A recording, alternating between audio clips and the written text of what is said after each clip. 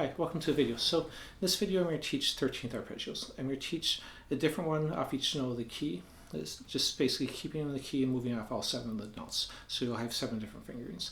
But they're all basically derived from combining your basic major 7, minor 7, dominant 7, and minor 7 flat 5 arpeggios. So if you know these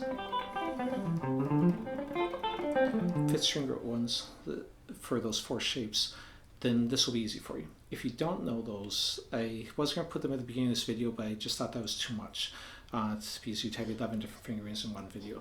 So I create a separate video for those. The link will be up here. So memorize those first. If you do that, the shapes in this video will be easy. You can still try these without memorizing it, but it's going to be much more confusing if you do that. Anyways, so let's go ahead and jump into these. Basically, if I'm going to start off, this will all be in the key of C major. I'm starting with a 5th string root for each one, and I'll show a tab that shows both the 7th fingerings and the 13th fingerings and how they combine together. So don't worry about having to remember all this. You can look at the tab at the end of the video. But basically, I'm going to play the first octave of the major 7. I'm going to stop before I hit the actual octave on. So I'm just going to do the 1, 3, 5, 7, and then I'm going to go up a third, which would be the 9th if I'm still thinking of it as being the C root, but it's also just the root of a D minor 7. So whether I think of this as the 1 flat 3 5 and minor 7th for D minor, so if you've ever done this D minor 7, that's all this is, D minor 7 arpeggio. But in the context of this, it would be the 9, 11, 13, and back to the C root. So when I put it all together,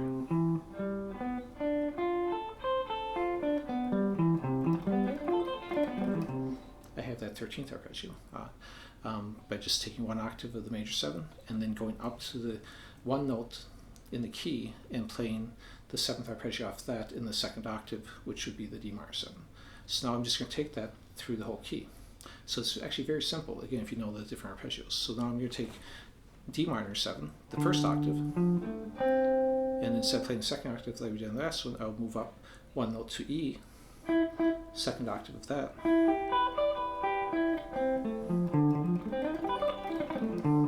and there's my D minor 13. And then we move up again now to E minor. So 1st octave is just, again, E minor 7.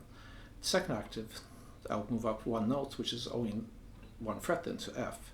And we play the F major 7.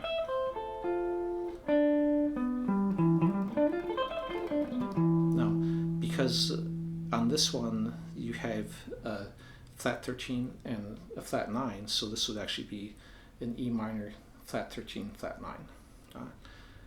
And then I move up to F. Again, play F major 7, no different than when I play the C major 7 in that 1st octave. But then going one note higher to G, I'm going to play a G dominant 7 in the 2nd octave. So in this case, it's an F major 13, but because in this key the 4 or 11 is sharp, it'd be F major 13 sharp B11. And you don't have to memorize all these names, and they'll be written on the tab. As long as you get the idea, you can get the sound of it just by thinking, well, I'm playing the F major 7 and then going into a G7.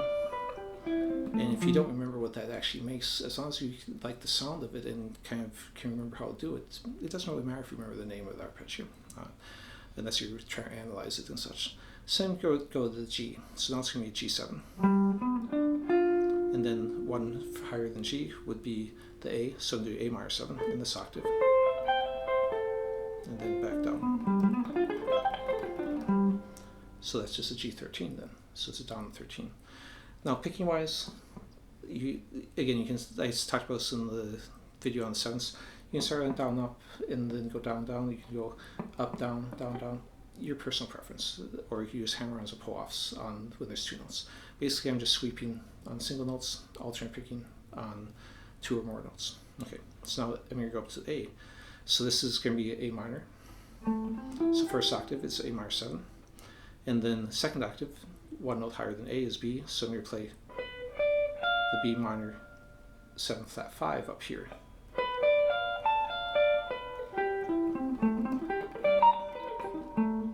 do that again, that was kind of sloppy. So, okay, get the idea on that. So again, that's A minor flat 13. Then I'm going to go to the B minor 7 flat 5. So we've got the flat 5. And then it's just going to be a C major above that, because then go one note higher than B.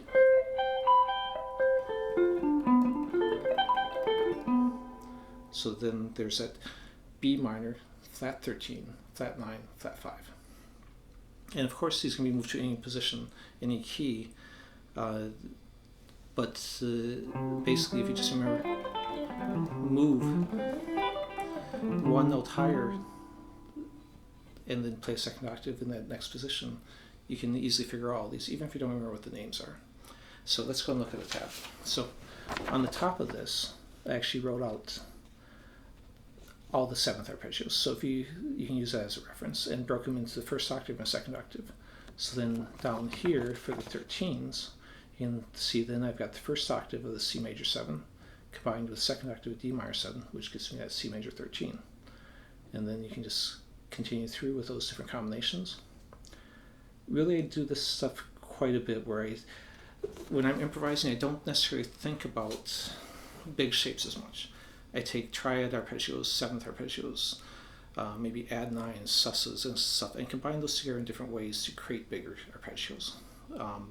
Not without necessarily doing a lot of practice on the bigger arpeggios individually, but more practicing small ones and then combining them in the moment.